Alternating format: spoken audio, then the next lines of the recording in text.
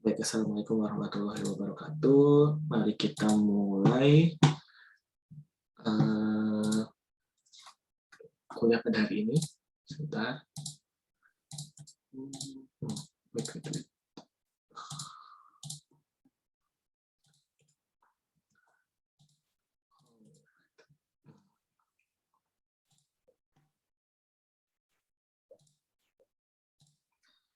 Jadi minggu lalu sudah sampai ke konsep generalization ya. Jadi bisa kita lanjutkan ke konsep yang bernama regularization. Jadi sebenarnya regularization itu adalah sebuah tahap di mana kita mencoba agar model yang sedang kita train itu memiliki level generalization yang lebih bagus.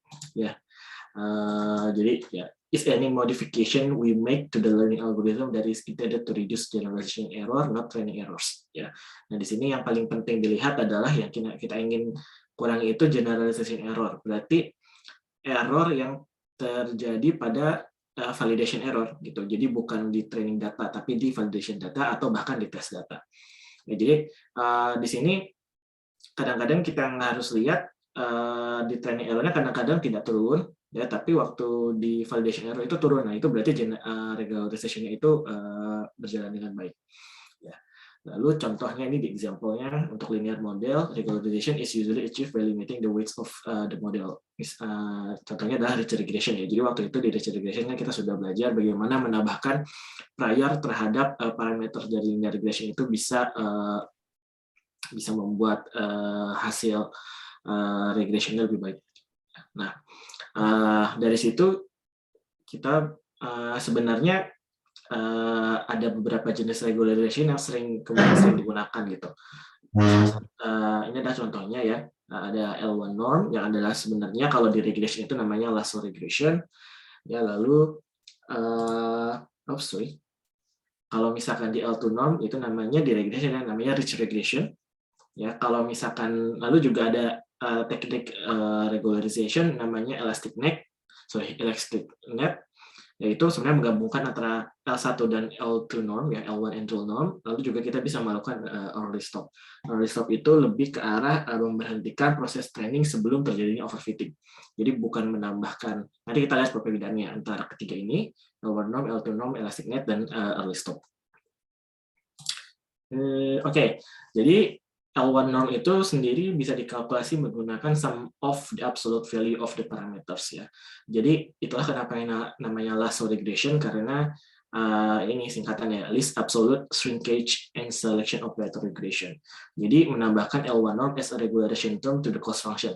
Jadi bisa kita kemarin ya minggu lalu kita sudah membahas banyak bahwa sebenarnya regression itu pada saat kita ingin mencari solusi regression menggunakan graded descent yang kita hitung adalah MSI-nya ya. Nah, di sini kita tambahkan regularization term di sini ya. Jadi sama seperti Ritchie regression sebenarnya.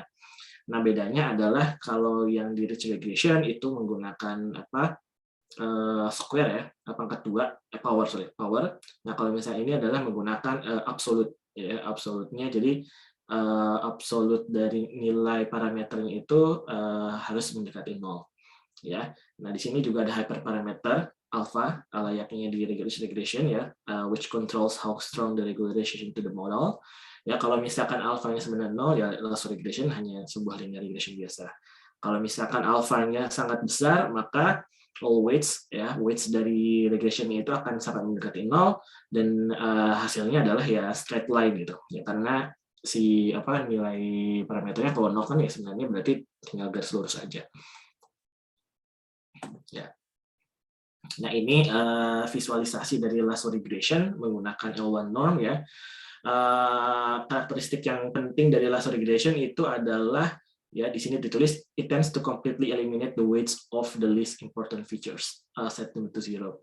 Jadi kalau misalkan di sini contohnya the dashed line in the right plot ya di sini kalau misalkan alfanya itu kemudian kita kita tambahkan sedikit ya ini 10⁻⁷ itu justru bisa kita lihat garisnya terlihat seperti kuadratik sebenarnya ya looks quadratic almost linear. ya all the weights are for the high degree polynomial features are equals to 0.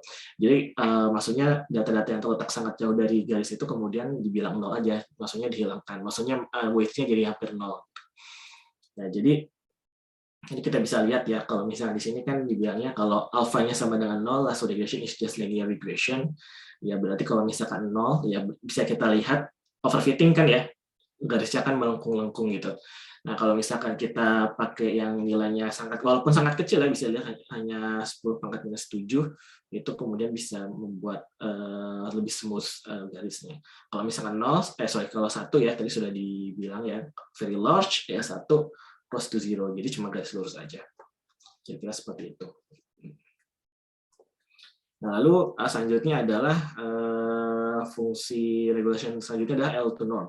Ya, jadi kalau L2 norm itu sebenarnya di regression itu adalah rich regression, ya, di mana kita mengkalkulasi the square root of sum of the square weights parameter, ya.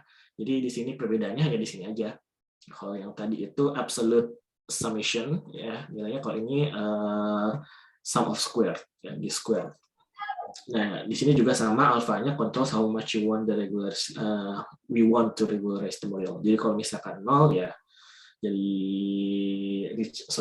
regression biasa, ya. Kalau misalkan 1 ya sangat kuat jadi. Nah, di sini visualisasinya, ya. Di sini sama ya, jadi yang dash hijaunya ini sekarang 10⁻⁻5 ya alfanya, bisa kita lihat dibandingkan dengan alfanya 0, di mana kita hanya regression biasa, itu less overfitting, ya nggak? Jadi dia mengikuti garisnya lebih smooth, ya nggak terlalu naik turun, ya. Tapi pada saat yang sama kalau kita bandingkan dengan lasso regression justru lebih bagus gitu ya. Kalau lasso regression bisa kita lihat datanya yang sangat jauh itu, ya, itu dihilangkan gitu, nggak mengikuti data-data yang sangat terletak jauh dari garis. Kalau misalkan yang di rich regression kan masih mengikuti ya, walaupun ya lebih baik daripada, maksudnya lebih dekat dibandingkan lasso ya. Jadi di sini masih terpengaruh dengan data-data yang terletak lumayan jauh dari garisnya tersebut. Nah, itu. Nah, kalau ini visualisasi pencarian titik optimum untuk pada saat lasso dan rich regression ya. Jadi kalau misalkan ini step-nya, step waktu gradient descent ya, titik-titik step gradient descent, dan ini adalah titik pemberhentiannya ya, terakhir. Nah, bisa kita lihat lasso itu lebih erratik ya. Maksudnya dia turun dulu ke sini, terus baru dia masuk ke titik minimum ya. Kalau misalkan reach itu dia langsung, ya, karena dia lebih bold. Kalau misalkan divisualisasikan terhadap 2D atau 1D itu kan dia lebih bold. Kalau misalkan dia bold itu lebih gampang turunnya. Jadi kalau misalkan mungkin saya ini visualisasi aja. Kalau misalkan pakai L2 norm itu ya, kalau L2 itu ini misalkan kita ada garis seperti ini, biasanya boldnya itu seperti ini. Nah, kalau L1 itu biasanya karena dia mean absolute error ya, dia jadinya kayak gini. Gitu. Jadi kalau misalkan kalau misalkan kita mencari step-nya penurunan, kan dia berarti ke sini ya, terus nanti ke sini ya. Jadi dia lebih smooth dia mencariannya ya. Nah, kalau ini di titik ini tuh sebenarnya derivatifnya kan nggak ada gitu, dia tiba-tiba jump gitu.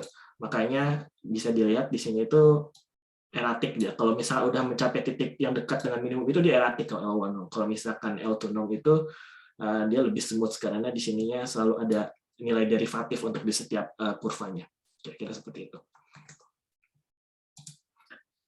Nah, lalu elastic net. Nah, elastic net ini adalah sebenarnya penggabungan gitu antara L1 norm dengan L2 norm gitu. Jadi elastic net is a middle ground between rich regression and lasso regression.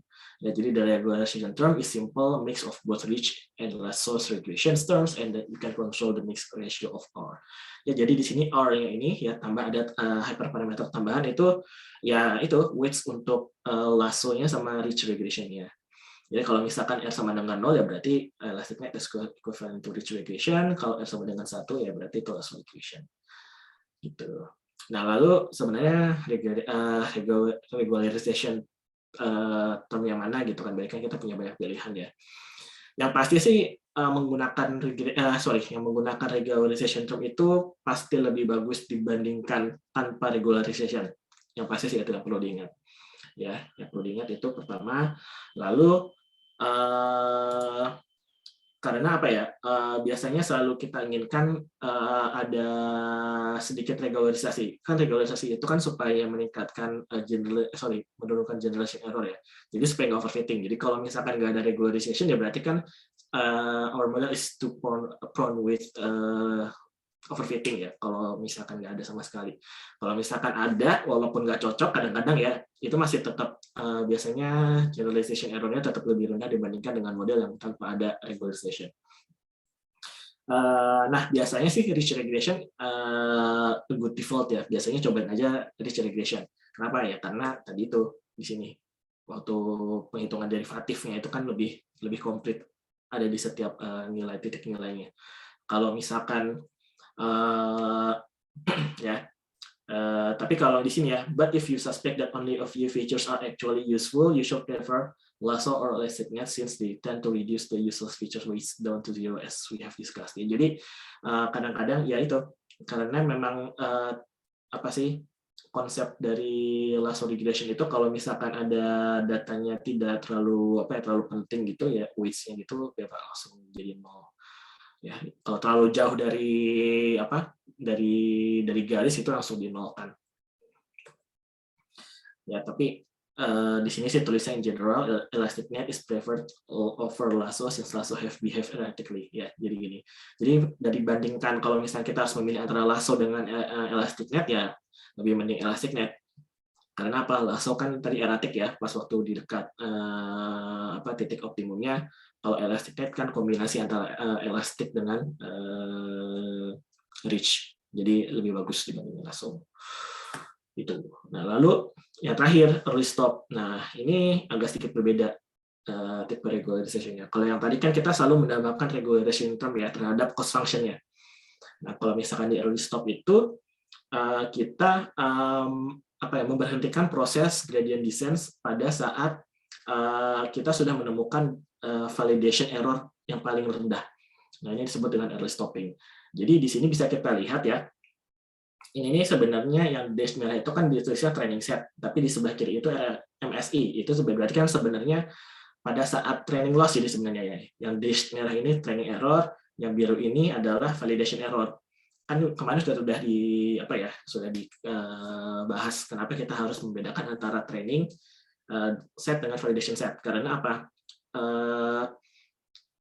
Diulang lagi mungkin ya, karena tugas main concern kita kan membuat sebuah model yang general gitu. Maksudnya bisa bekerja baik terhadap data-data yang belum pernah kita lihat gitu. Kalau misalkan validation-nya digunakan di training kan udah pernah dilihat, jadi percuma.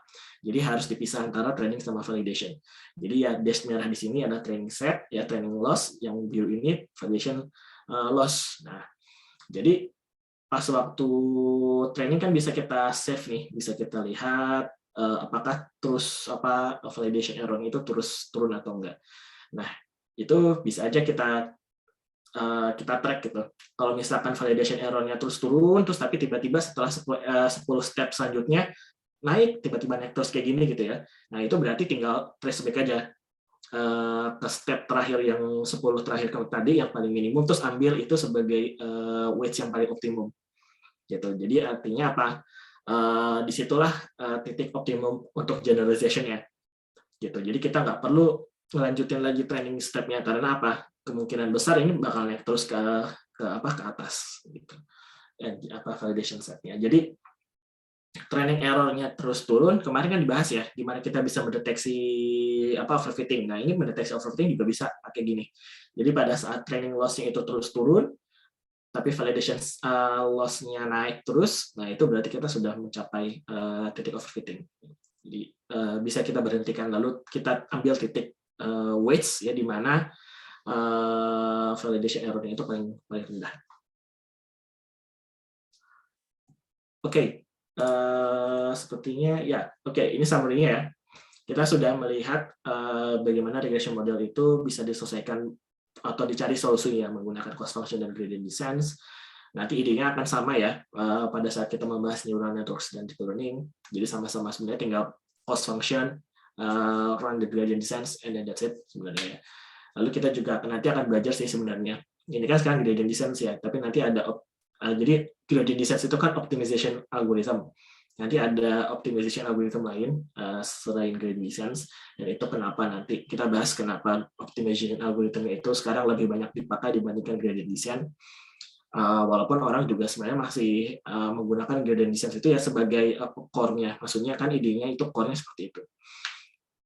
Gitu. Nah, lalu kita juga sudah belajar mengenai generalization problem and how to tackle this with regularization. Ya, jadi salah satu caranya itu menggunakan regularization. Kita tambahin regularization term terhadap di cost function-nya. Terus kita juga bisa bisa menggunakan early stop. Oke, topik selanjutnya artificial neural networks, tapi mungkin kita berhenti dulu di sini kalau misalnya ada pertanyaan untuk topik di slide ini ya. Topik slide ini tuh sebenarnya kan gradient descent, generalization, and regularization. Oke, kalau misalnya ada pertanyaan dulu sebelum kita lanjut ke neural networks.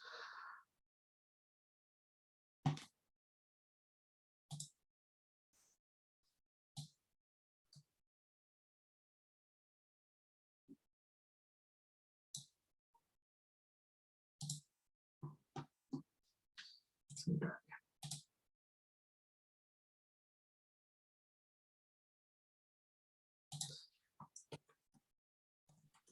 Izin bertanya Pak Febri. Ya, silakan.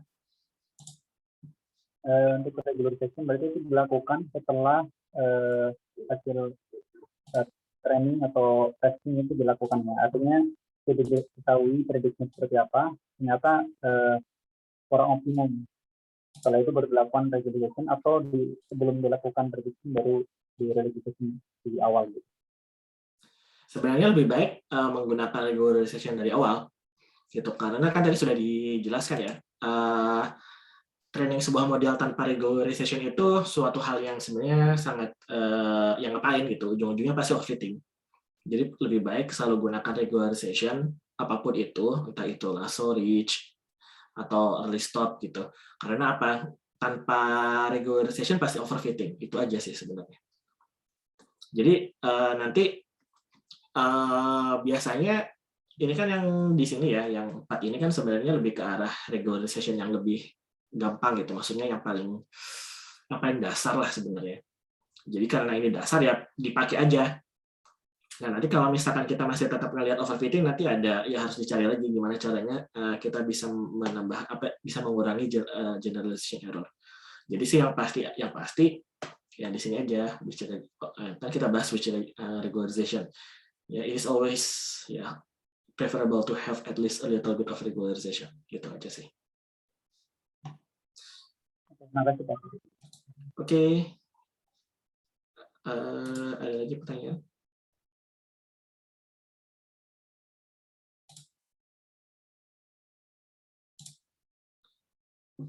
Oke, wait.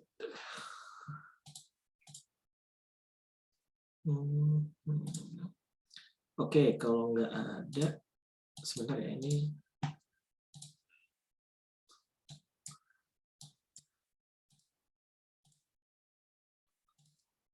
Oke, saya stop share dulu.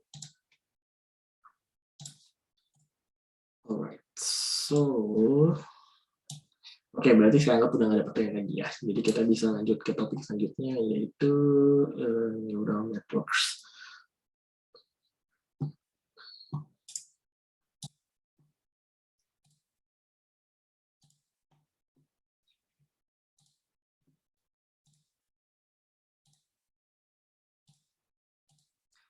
Oke, jadi mungkin yang S1-nya computer science atau mungkin informatika mungkin sudah pernah belajar ya. Jadi ini mengulangi saja. Dan juga sebenarnya tidak terlalu sulit topiknya. Ini hanya dasar dari artificial neural network saja. Untuk terutama ya sebagai perkenalan dia, terutama yang belum pernah belajar. mengenai neural networks ya. Ya, jadi pertama kita belajar apa sih itu artificial neural networks, terus bagaimana kita bisa optimize neural networks, so problems dari artificial neural networks. Nah ini juga materialnya kalau misalkan mau dibaca juga boleh, silakan. Saya sih sangat merekomendasikan buku ini ya, bagus. Nah, jadi sebenarnya apa sih neural networks? Jadi itu sebenarnya dulu itu dikembangkan karena memang peneliti itu ingin menciptakan bagaimana sih membuat artificial neurons gitu ya. Walaupun sih sebenarnya nanti bisa kita lihat sebenarnya juga sudah jauh gitu dari konsep dari neurons itu sendiri gitu. Nah, pasti sih dari sel neuron sendiri itu kan ada sel body ya, sel body, ada dendritsnya, lalu juga ada di sini ada aksons ya, lalu juga di sini ada nanti sinaps ya. Sinapsnya itu nanti akan meneruskan informasi yang ada yang dia dapat dari dendrit ya, dari sel neuron lain, nanti diproses di sel body, lalu nanti diteruskan ke sel neuron selanjutnya. Kira-kira seperti itulah. Nah ini kalau misalnya di tubuh kita ya, terutama otak ya, jadi jaringannya multiple layers of biological neural networks ya, ini human cortex, yaitu networks itu memang sangat kompleks gitu. Jadi memang pada awal memang ingin meniru ya, jadi dulu itu sangat terkenal dengan bio-inspired algorithm.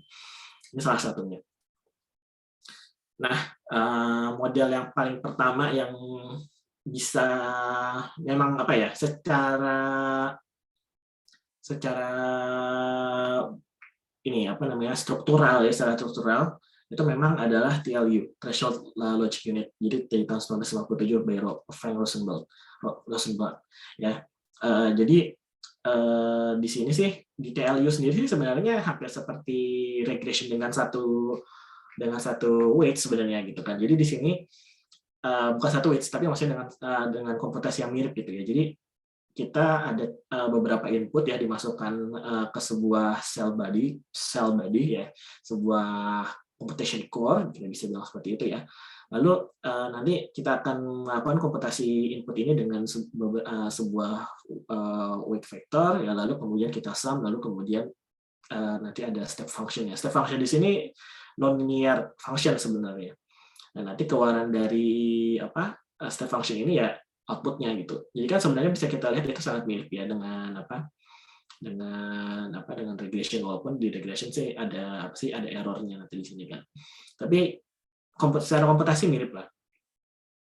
Nah, yang lebih mirip lagi sebenarnya nanti adalah the perceptron. Jadi sebenarnya banyak orang nanti mengakunya ya sebenarnya lebih networks pertama perceptron ini. Perbedaannya apa? Perbedaannya adalah di sini computation core-nya ini ya itu nggak cuma satu gitu. Jadi di sini misalnya ada inputnya banyak, ada dua contohnya di sini. Terus di sini kita ada bias neuron sebagai input tambahan, nilai selalu satu. Nah itu lalu kemudian kita masukkan ke beberapa TLU gitu. Di sini sebenarnya ada 3 gitu.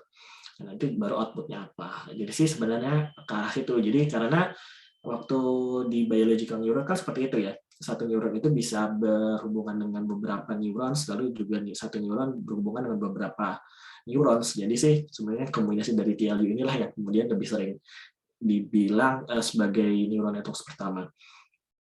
Dan juga, nah di sini kan ada tulisannya di sini perceptual learning rule atau weights update. Ini sih kan sebenarnya ini mirip banget dengan gradient descent, ya nggak? Ini kan di sini kita bisa lihat YJ minus Y hat J, berarti kan ini jarak ya antara perbedaan dari nilai yang sebenarnya dengan yang predicted, lalu dikali dengan nilai X dari inputnya, lalu ditambah kita update. Yang sebenarnya gradient descent. Nah, alasan kenapa neural networks itu harus menggunakan gradient descent untuk mencari solusinya adalah ya karena neural networks itu nggak ada closed form-nya, jadi nggak ada normal equation-nya. Kembali kalau misalkan di regression model kan kita tahu ya kalau misalnya kita hitung menggunakan least square ya, least square itu kan hitungannya kan memakai normal equation. Nah itu kan ada formal formnya itu, jadi sebenarnya nggak perlu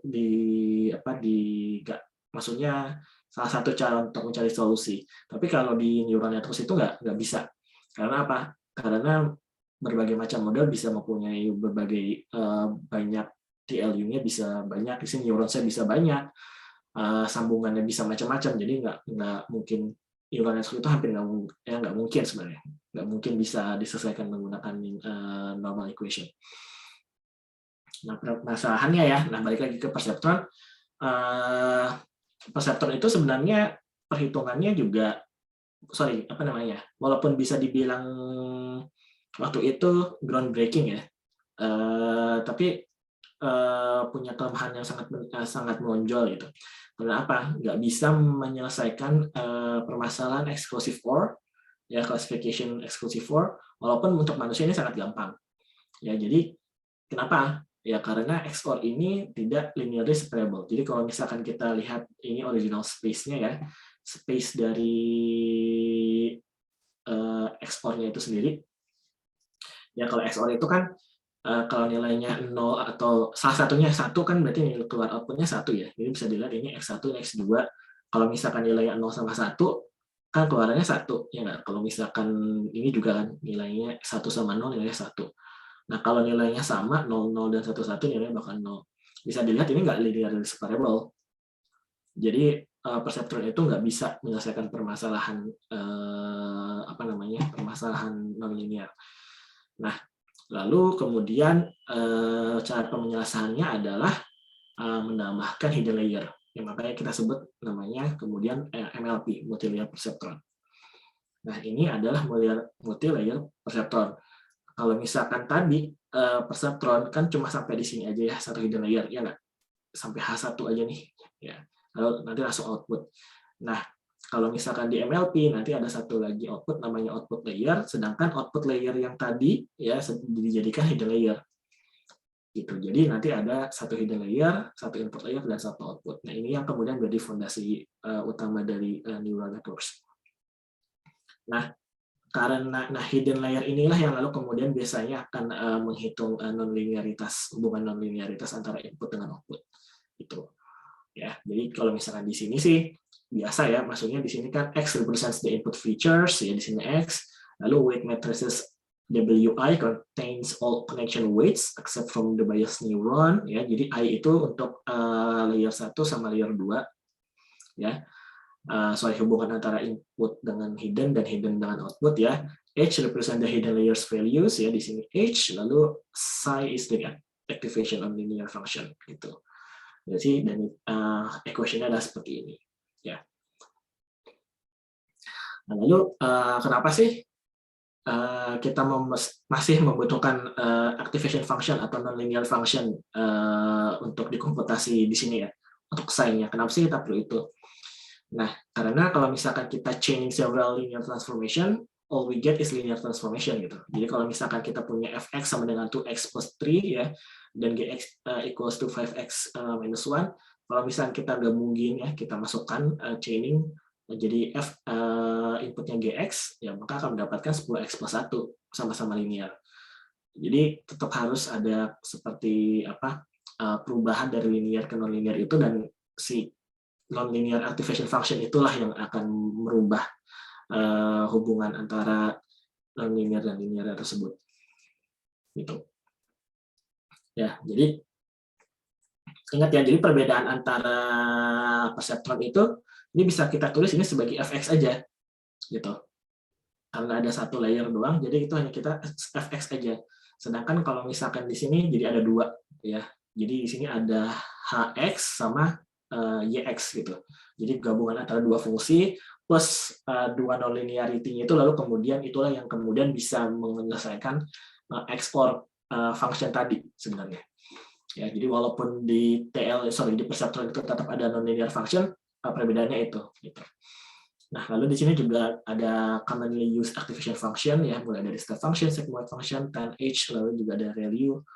Nah, sekarang sih paling sering ReLU, tapi nanti kita bahas lebih lanjut ya. Nanti di minggu depan.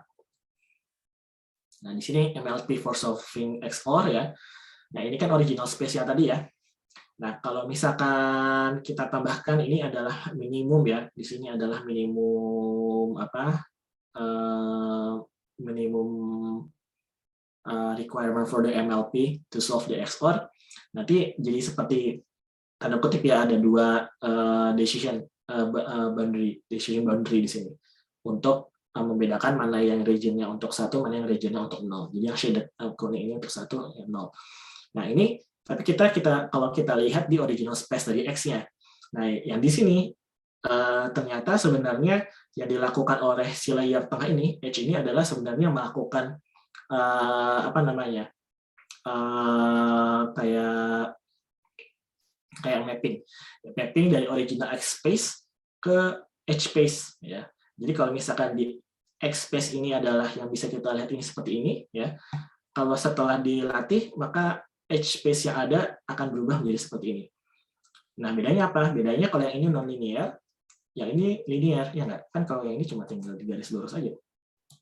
Kayak udah bisa membedakan antara mana yang area 1 ya, mana yang area 0 gitu. Jadi inilah kenapa kita membutuhkan kayak mapping gitu ya, antara satu space ke space yang lainnya, sehingga itu sebuah non-linear task ya, non-linear problem itu menjadi linear. Nah, ini fungsinya dari hidden space itu seperti itu. Nah, ini recap-nya ya, modern artificial neural networks, ini skematiknya. Jadi ada, kalau misalkan ini yang merah ini lebih ke arah asosiasinya dengan biological neurons, yang biru ini di kanan ini adalah ke tanda kutip artificial neurons. Yang merah ini adalah ya, ini impulse from previous neurons, itu sebenarnya adalah inputnya, lalu ada dendrites, ya sebenarnya ini adalah weights ya. Nanti di cell body-nya itu atau computation body-nya itu nanti ada linear computation-nya, jadi hanya ya kan computation antara input dengan weights-nya, plus nanti di sini ada nonlinear computation, nanti auxonnya itu untuk output-nya. Udah, gitu aja sebenarnya. Nah, ini ada computation graph-nya juga. Jadi X itu kalau misalkan awalnya itu ya hanya kan perkalian aja matriks, ya, well, multiplication dengan weights-nya. Ya. Nanti dapat Z1. Nah, ini nanti ditambahin lagi dengan bias-nya, kita dapat lagi Z2. Nanti ini adalah nonlinear function-nya, nanti kita dapatkan Z3. Nah, ini sih sebenarnya lebih ke arah waktu perhitungan derivatifnya. Jadi ini sebenarnya ada topik lain sih, tapi nanti untuk fast derivatif dari neural networks itu sebenarnya menggunakan computation graph gitu. Jadi nanti di trace penurunannya itu nggak langsung semua neural networks-nya, jadi per computation graph. Ya, jadi per nonlinear itu gimana, penjumlahan gimana, perkalian gimana. Tapi ini di luar topik sih sebenarnya. Karena itu kan nanti kita waktu perhitungan derivatif menggunakan Keras atau PyTorch itu kan cuma tinggal manggil aja gradient, fungsi gradient, nanti dia hitung sendiri. Jadi sih sebenarnya penting kalian ngerti dulu konsepnya. Gitu. Jadi ada namanya computation graph, nanti sebenarnya pencarian solution di fungsi gradient itu, perhitungan gradient di Keras, TensorFlow atau PyTorch itu ya penggunaannya menggunakan computation graph. Nah, lalu hubungannya dengan MLP dan deep neural networks itu bagaimana? Nah, ini ya, MLP can be trained using backpropagation and gradient descent just like regression models. Ya, kita sudah belajar minggu lalu. Salah satu hal yang paling menarik MLP itu adalah kita bisa membuat sebuah model MLP dengan berbagai banyak neurons ya. We can have as many neurons as possible in a layer we want ya, depending on the task. Kalau misalkan tasknya gampang nggak usah banyak-banyak. Kalau misalkan tasknya kompleks bisa kita tambahkan. Ya, tapi perlu catatan bahwa neurons mean bigger networks ya. Jadi kalau misalkan ingat, kalau misalkan neuronsnya misalkan ada di hidden layer-nya, misalkan di sini kan cuma 2 nih neuronsnya. Misalnya kita punya 10, itu it means that we have a bigger networks. Jadi kita bigger ya, lebih besar. Nah, lalu kita juga bisa sekarang bisa punya as many as hidden layers as we want. Gitu. Kita bisa punya banyak sekali hidden layers tergantung dari task yang ya tugas ataupun problem yang kita ingin selesaikan. Nah, saat kita memiliki banyak sekali hidden layers, itu berarti kita memiliki deeper networks. Jadi beda ya, antara bigger sama deeper. Kalau bigger itu banyaknya neurons, sedangkan deeper itu banyaknya hidden layer. Nah, drawbacks dari MLP-nya itu ya sebenarnya 2 ini juga.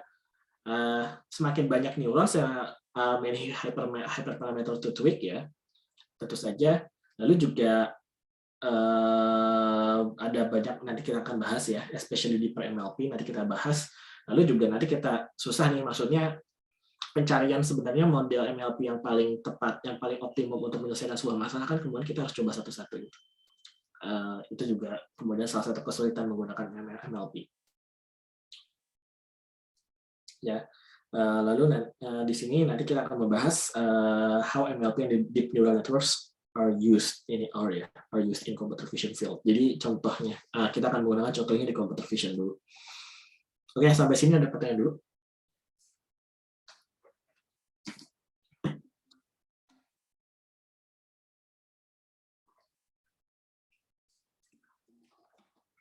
Oke, nggak terlalu susah ya, jadi kan itu kan cuma pengantar aja.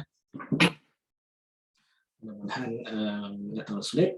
Kalau gitu sekarang kita akan melihat bagaimana caranya kita melakukan optimasi artificial neural networks itu step by step gitu. Ya. Jadi untuk melakukan training ANN itu ya menggunakan backpropagation. Ya, jadi training itu di sini secara umum ya kita ingin mencari the base weights for each unit. Yang kita ingin cari itu the base weights untuk setiap unitnya itu sendiri. Ya, jadi for each training instance or mini batch ya tergantung, kan kemarin kita sudah belajar ya, ada yang full atau batch gradient descent, ada mini batch, ada yang yang satu persatu ya, yang stokastik. Nah, setiap step itu backpropagation performs ya, pertama forward pass, lalu error measurement, lalu reverse pass, lalu gradient descent step. Ya, jadi di forward passing itu ya setiap input itu dimasukkan ke network input layer, lalu dikirimkan ke hidden layer, lalu terus sampai terakhir, sampai ke layer terakhir. Nah, ini biasanya kita sebut making predictions ya, except all the intermediate results are preserved. Ya, jadi kita simpan supaya bisa kita trace back. Lalu yang kedua, stepnya kita hitung errornya menggunakan weights yang saat itu sedang kita ada ya. Jadi kan kita hasil dari outputnya seperti apa, kita hitung measure errornya dari forward pass tersebut. Lalu di reverse pass itu goes through each layer in reverse to measure the error contribution from each connection. Jadi nanti kita hitung per layer itu sebenarnya kontribusi errornya itu sebesar apa. Lalu nanti setelah kita tahu errornya sebesar apa untuk di setiap layer ya, kita tinggal tweaks aja connection weights-nya untuk mengurangi error. Gitu. Jadi ada 4 ya, ingat ada 4. Forward pass, error measurement, reverse pass, lalu juga gradient descent step. Nah, ini contohnya ya, example. Ini kita saat training forward pass. Jadi contohnya misalkan kita memiliki ANN seperti ini ya, ada 3 input, ada 1 input layer, 1 hidden layer, 1 output layer. Di sini ada hidden bias ya, seperti biasa. Dulu di sini ada seperti ini ya. Lalu ya contohnya seperti ini ya. Ini kan hanya contoh aja. Lalu di sini ada training data. Oke, jadi contohnya kita punya 3 training data ya, dan ini adalah itu adalah labelnya. Jadi ini contohnya adalah untuk klasifikasi. Ya, lalu di sini ada weights-nya ya, seluruh weights yang ada. Jadi di sini sih untuk yang W-nya ya, jadi hubungan antara X dengan H-nya ya, antara input sama hidden layer. Terus kita menggunakan activation function-nya itu seperti ini, jadi kayak step function lah. Ya, kalau misalkan nilainya itu lebih kecil sama dengan 0, maka output-nya akan 0, X-nya ya. Output-nya akan 0, kalau X-nya itu lebih besar daripada 0, ya maka nilainya akan 1.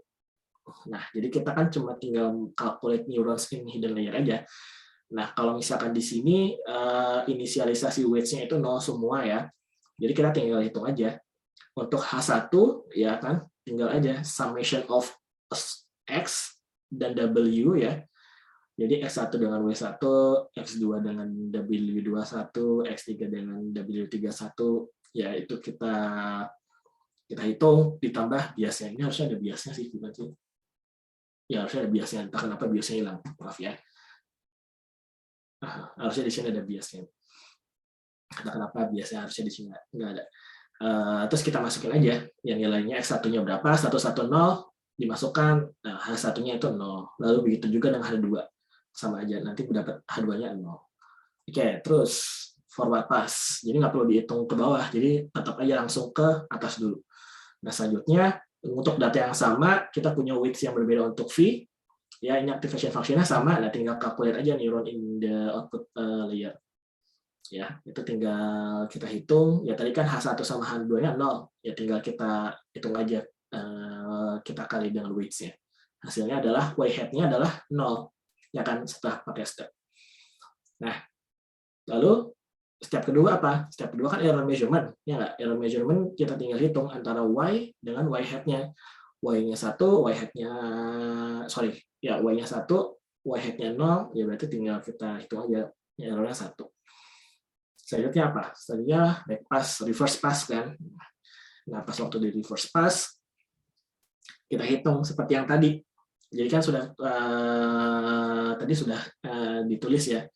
Jadi di sini weights V1 yang new sama dengan V1 old ditambah learning rate-nya, nih ITA ya, ITA itu learning rate dikurangi dengan errornya yang kita dapatkan tadi measurement-nya, terus dikali dengan input dari H1-nya gitu. Ya, kan inputnya tadi H1, jadi inputnya di sini berapa tadi. Ya, tinggal kita masukkan aja. V1-nya tadi 0, yang old-nya learning rate-nya 0,25. Ini measurement error-nya, dan ini nilai H1 yang lama, ya kan? Maka ya dapatkan sama-sama 0 gitu. V1 0, lalu kalau misalkan yang V2 juga begitu. Gitu aja, nanti hasilnya juga 0. Nah, di sini sih nanti yang berubah nilainya itu adalah B1-nya ya, biasnya nanti jadi 0,25. Gitu. Nah, terus tadi kan yang H-nya, ya tadi untuk yang V-nya ya, ya sekarang untuk yang weights-nya, weights W-nya, sama penghitungan seperti itu. Dihitung old-nya berapa, ditambah ITA dikali error measurement dikali dengan input-nya. Jadi nanti berubah nih. Kalau sebelumnya kan yang berubah cuma B1-nya. Ya, kalau yang ini sekarang yang akan berubah 0,25, 0,25, 0,25. Karena itu dari gradient descent itu akan berubah, diupdate. Nah, selanjutnya masuk ke data berikutnya gitu, menggunakan weights yang baru saja kita dapatkan. Gitu ya. Sama tinggal forward pass, tinggal kita cari calculation ya antara input sama weights-nya. Kita dapat H1, dapat H2, terus di layer berikutnya kita dapat Y hat-nya berapa, kita hitung ternyata oh beda. Ya, kita hitung error measurement-nya berapa. Ya, kita reverse parse, ya, kita dapetin new weights ya, terus kita dapetin B1 new-nya juga. Ya, tadinya 0,25 kan jadi 0. Terus begitu juga di weights yang pertamanya ini. Ya, sorry, weights untuk layer antara input sama hidden-nya. Ya, 0,25, 0,25. Jadi kita ini ada dapat weights baru semuanya. Nah, untuk data keduanya, data ketiga terus aja lakukan hal yang sama aja. Ya, forward pass, ya kita dapat error measurement-nya antara Y hat sama Y, ya. Lalu nanti reverse pass itu V barunya, weights barunya, lalu kita dapetin yang terakhir. Anggaplah ini training data semuanya. Ya, inilah yang terakhir. Atau misalkan mau diulang dari awal juga itu juga bisa aja. Jadi itu satu epoch ya. Jadi satu epoch itu artinya kita mulai dari data pertama sampai data terakhir. Nanti kalau mau masuk ke epoch 2 gitu, kita ulang dari data pertama juga boleh. Atau kita random itu juga boleh. Kan kemarin kan sudah dibahas ya. Kalau bisa sih kita masukinnya itu random gitu supaya nanti modelnya itu nggak belajar mengenai sequence dari input yang kita masukkan. Itu juga bisa. Nah, ini example untuk prediction. Jadi anggaplah tadi trainingnya udah selesai gitu. Kita dapatin semua weights-nya untuk W sama V-nya gitu ya. Nah, kita ada data baru nih, prediction gitu, menggunakan data dua ini gitu. Kalau yang prediction sih gampang, tinggal forward pass aja ya nggak? Kalau yang forward pass aja tinggal hitung dengan menggunakan weights terakhir ya, kita dapatkan H1 berapa, H2 berapa. Lalu di sini kita dapatkan Y hat-nya 1 gitu. Menggunakan V yang terakhir. Gitu ya. Ya di sini sih harusnya ada B, tapi B-nya juga 0 terus sih kan ya. Ya udahlah maksudnya agak sedikit salah. Ya cuma maksudnya anggaplah B-nya nggak ada, jadi cuma ada B1 ya 0,25 jadinya. Oke, kita dapat Y1, oh ya ternyata benar gitu ya. Nah untuk yang data kedua kita hitung lagi ya forward pass-nya. Ya, lalu kita juga dapat y hat-nya 1, satu gitu ya. Ini kenapa y hat 1? Oh ya benar y hat ya. Oke sih.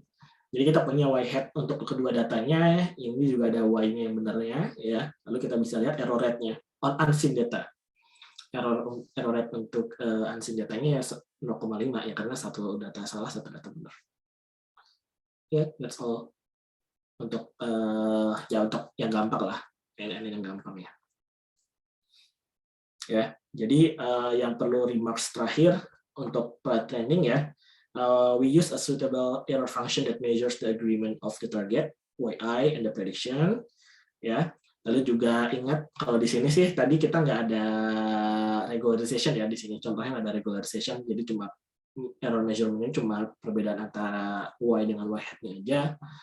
Ya, tapi kalau di sini sih linear regression kita pakai bisa MSI, kalau misalkan logistic regression kita menggunakan ya tadi mirip ya, pakai apa namanya kursi entropi juga bisa. Lalu kita juga bisa menggunakan regularization ya, tadi baru saya bilang to help control overfitting. And then kalau misalkan di INN literature sih dibilangnya WPK, tapi ya secara konsep nambahin regularization sama aja sebenarnya. Oke, itu aja sih sebenarnya kalau misalkan dari optimasi dari ANN ini sih ya cuma contoh yang paling gampang aja. Maksudnya kalau soalnya makin besar semakin sulit buat dihitung pakai tangan gitu aja. Ini kan cuma supaya kalian bisa visualisasi aja. Soalnya saya dapat maksudnya tahun lalu ada yang protes gitu, nggak divisualisasiin, ya udah sekarang visualisasiin deh biar gampang, biar ngerti gitu. Oke, ada pertanyaan?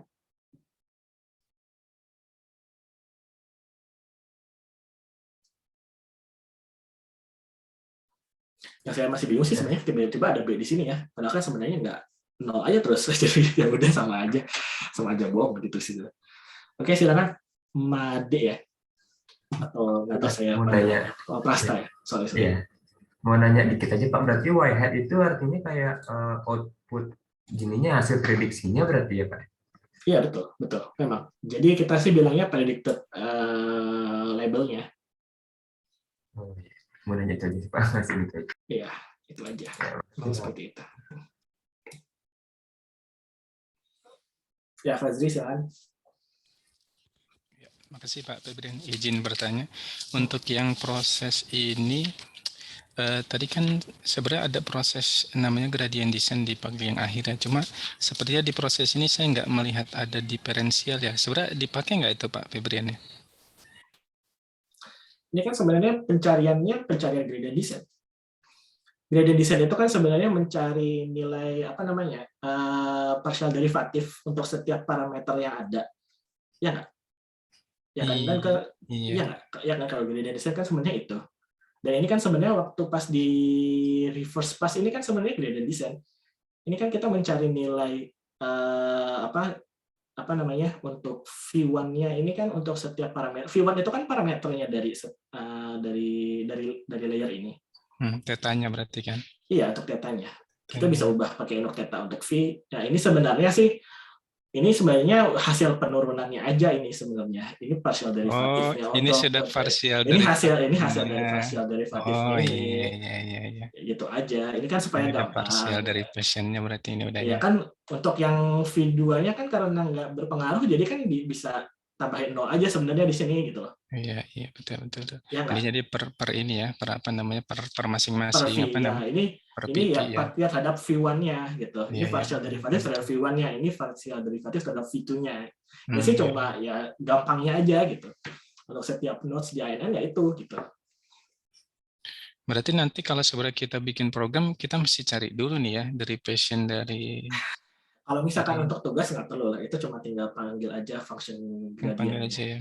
Nggak perlu lah. Ini kan cuma ya saya udah bilang gitu. Jadi kan sebenarnya saya itu waktu tahun lalu, terutama tahun lalu ya, saya nggak expect untuk ngajarin gradient descent sih, maksudnya secara hitungan, secara tangan gitu. Cuma ada aja mahasiswa yang protes nggak diajarin, maksudnya visualisasi nggak ada, ya udah sekarang ada visualisasi deh. Jadi itu ini sebenarnya ya ini tuh hasil dari partial derivatif untuk V1 gitu aja. Ingat aja dah. Gitu. Kalau mau nyoba buat programnya untuk ngitung juga nggak masalah, sama aja saya sih nggak apa sih, nggak ngelarang. Cuma kalau untuk yang udah kompleks nanti ya lebih susah lagi, harus pakai fast gradient descent. Jadi makanya kan saya yang bilang tadi ya, yang di sini ada computational graph. Kalau misalkan yang dipakai Keras sama PyTorch itu ya pakai ini. Jadi satu-satu step itu diturunin, maksudnya dihitung derivatifnya. Ya. Gitu. Tapi secara matematik, ya secara matematis ya ini itu hasil dari partial derivatifnya. Ya, baik. Makasih Pak Febrian. Oke. Ada lagi? Sebenarnya. Sebentar. Ya, oke, ada lagi? Mudah-mudahan cukup jelas ya. Jadi ingat-ingat ya, mungkin nanti saya tambahin deh di sini. Ini partial derivatif terhadap V1 gitu, maksudnya supaya nanti nggak ada yang bingung lagi. Sama mungkin nanti saya benerin yang B-nya. Karena akhirnya B-nya nggak, it doesn't matter kan. Iya, 0 terus nggak ada weights-nya lagi. Ya wis. Ya, nanti bener lagi deh. Oke, itu aja ya. Berarti kalau untuk dari penghitungan gradient descent. Dan ini sebenarnya hampir mirip kalau misalkan kalian mau nyoba untuk yang linear regression. Gitu. Kalau linear regression kan ingat sebenarnya cuma satu aja kan. Outputnya nanti di sini jadi y hat gitu. Kan sebenarnya juga sama dihitung per weights-nya kan seperti itu juga. Jadi semester lalu tuh nanya gradient descent untuk linear regression itu seperti apa? Ya sebenarnya itu juga kan. Bedanya kalau di linear regression itu nggak ada hidden layer. Jadi output dari H1-nya itu tuh jadi keluarannya gitu. Jadi tapi nanti pas waktu reverse pass-nya sama kayak gini.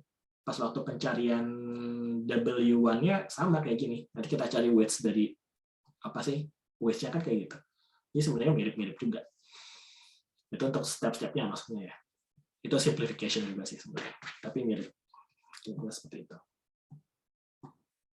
Bedanya kalau di ANN kan kita punya multiple layer. Ya, ada hidden layer-nya. Oke.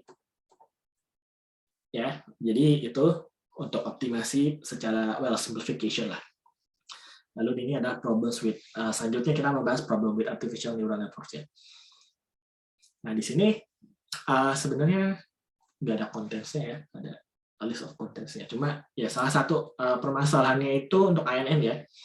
Ya tadi in general neural networks are difficult to optimize. Even with SGD, gitu. Even with gradient descent itu tetap masih sulit untuk dioptimasi. Karena apa?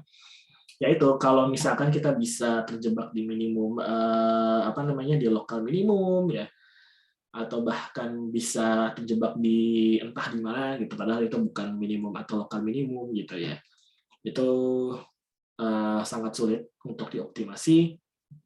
Belum lagi kalau misalnya kita terjebak di saddle point gitu ya. Kalau di saddle point secara satu dimensi kan kayak gini ya. Jadi ini kalau dihitung gradien antara kiri ke makanannya 0 nih. Jadi ya udah nggak bisa kemana-mana. Kalau misalkan ini di saddle point di 2 dimensi ya, 2 dimensi. Ini nih kenapa dibilang saddle point ya? Saddle itu kan kayak tempat duduknya kuda gitu. Maksudnya kalau misalkan ada yang pernah berkuda kan ini kayak saddle-nya untuk tempat duduknya itu. Nah, ini mau waktu dihitung gradiennya ya, itu mau ke kiri mau ke kanan ya, mau ke X1 ke X2 ke sana itu semuanya 0, jadi nggak bisa kemana-mana. Malah kita tahu kalau misalkan kita coba visualisasi itu bukan titik minimum gitu. Jadi dan ANN terutama deep learning itu ya banyak kayak beginian gitu. Makanya sulit secara umum itu sulit untuk dioptimasi.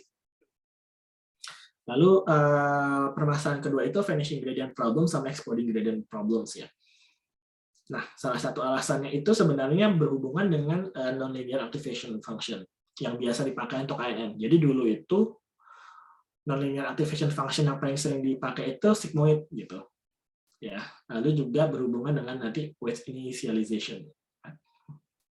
Jadi contohnya kalau misalnya initialization, kalau misalnya tadi contoh yang tadi kan 0 semua, tapi itu bisa aja kita ubah initialization, bisa 0,5, bisa 1 semua, itu juga bisa. Tapi biasanya yang kita lakukan itu menggunakan zero mean unit variance Gaussian gitu. Jadi semua rata-rata weights-nya itu pada saat yang kalau kita hitung itu memiliki distribusinya zero mean unit variance.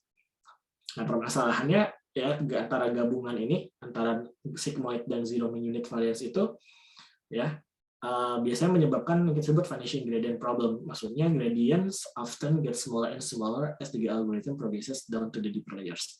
Jadi gradientnya itu semakin mengecil pada saat layernya itu semakin dalam gitu. Ya, jadi yang ke-update itu biasanya justru cuma yang awal-awalnya doang gitu. Ya, jadi sedangkan weights untuk di layer-layer yang lainnya tuh nggak pernah ke-update gitu. Jadi sebenarnya kalau misalkan di deep learning bisa terjadi di mana aja sih. Jadi kalau di deep learning itu lucunya karena deep learning itu bisa dalam banget, itu gradient descent-nya bisa vanishing gradient problem itu bisa terjadi di mana aja gitu. Nah, secara visualisasi ya kenapa sigmoid sering menyebabkan vanishing gradient problem. Soalnya ya kalau misalkan ini kan S function dari ini kan kurva S dari sigmoid functionnya ya. Kalau misalkan output, jadi ini mungkin saya tulis deh. Di sini kan keluaran, misalkan X-nya ini X ya, misalkan ini keluaran dari neuronsnya, misalkan ya. Nah, kalau misalkan keluaran dari neuronsnya itu misalkan antara -2 dan 2 gitu ya, atau bahkan -1 dan 1, misalkan di sini ya, itu hubungannya itu linear gitu. Jadi perhitungan gradiennya itu cukup besar gitu.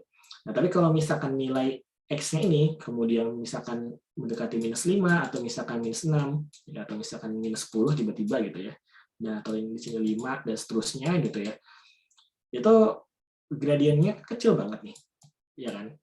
Nah, ini yang kadang-kadang tuh bikin stuck gitu. Jadi weights-nya itu nggak bisa diupdate. Jadi itu salah satu alasan kenapa nonlinear function sigmoid itu jarang dipakai sekarang, terutama untuk hidden layer. Soalnya bikin stuck. Gitu. Nanti ada nonlinear function lain yang sering dipakai kalau misalkan kita memakai deep learning. Gitu sih. Nah, kalau misalkan exploding gradient problems itu kebalikannya. Jadi gradientnya terlalu besar jadi jumping. Jadi kalau misalkan kalau kemarin kan udah kita pernah lihat ya visualisasinya. Kalau misalkan learning stepnya terlalu besar kan bahkan bisa jumping ke sebelahnya ya. Ini sebagai contoh aja. Kalau misalkan kemarin kan udah kita belajar, kalau misalkan ada kurva, terus tiba-tiba learning rate-nya terlalu besar, misalkan kita dari sini bisa jumping ke sini gitu ya. Nah, kalau misalkan exploding gradient descent itu tiba-tiba perbedaannya gradientnya cukup besar, sangat besar, padahal jadi learning rate-nya itu walaupun kecil nggak bisa mengecilkan si gradientnya itu, jadi tetap lompat-lompat. Nah, itu sih, tapi biasanya sering terjadi kalau kita pakai recurrent neural networks itu di luar ini sih. Di luar topik untuk kuliah ini, itu lebih banyak dipakai di NLP, jadi mungkin yang tertarik bisa coba ambil PI ya. PI lanjut, peralihan informasi lanjut, itu biasanya dibahas nanti. Itu sih. Nanti coba dibaca lagi aja. Saya juga kadang-kadang agak lupa nih sebenarnya penjelasannya. Lalu permasalahan selanjutnya itu curse of dimensionality. Jadi di sini many machine learning problems become exceedingly difficult when the number of dimension in the data is high. Jadi kan jadi gini, dimension of the data itu kan tergantung dari dari banyaknya fitur, ya nggak? Jadi kalau misalkan fiturnya cuma satu ya satu dimensi, kalau misalkan fiturnya ada 2 berarti kan 2 dimensi gitu. Kalau misalkan 10 ya berarti 10 dimensi, ya nggak? Nah, permasalahannya untuk mengisi seluruh dimensi yang ada itu kan harus semua nilai dari satu dimensi itu dipenuhi gitu. Contohnya kayak gini, ya. Misalkan ini kan satu dimensi nih, ini 1D. Ya, ini jelas nih cuma satu dimensi, ya nggak? Cuma satu garis lurus. Nah, misalkan ini data dari fitur yang mengisi satu dimensi ini adalah integer, gitu. Berarti di sini ada berapa? 1, 2, 3, 4, 5, 6, 7, 8, 9, 10. Berarti untuk mengisi seluruh dimensi ini, minimal itu harus ada 10 data yang fiturnya itu beda-beda. Betul tidak? Untuk mengisi seluruh satu dimensi itu. Nah, kalau misalkan terus kemudian kita berubah menjadi 2 dimensi, ya, terus di sini misalkan tetap ya 10 dengan 10 gitu ya. Ada 10 10. Oh, ini kan 10 tadi ya. Ya, ini 10. Nah, dan tetap integer. Berapa data yang diperlukan untuk mengisi seluruh dimensi ini? Ya 100, ya enggak? Nah, kalau misalkan kita masuk ke 3D, ya, dengan besarnya satu dimensi tetap 10, ya di sini 10, ya di sini 10, di sini 10. Jumlah data yang diperlukan itu berapa? 1000. Ya enggak? Ini untuk integer. Kalau misalkan untuk nilainya real, ayo, pusing kan? Kalau misalkan real kan bahkan nilai dari 0, misalkan nilainya yang itu misalkan dibatasi aja, misalkan 0 sampai 1 gitu inputnya.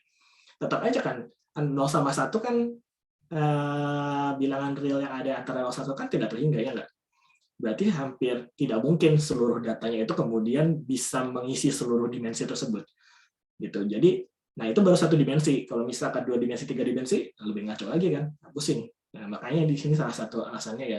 Jadi the higher dimension of the data, the more data is needed to fill the existing dimensional space.